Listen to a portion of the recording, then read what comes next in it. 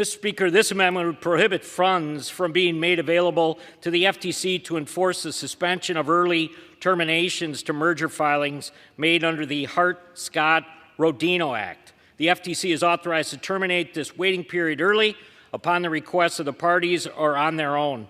After determining that a transaction does not pose significant competitive concerns, the ruling will be made. In February 2021, the early termination process was quote-unquote temporarily suspended due to the impact of COVID, and the suspension remains in place nearly 3 years later.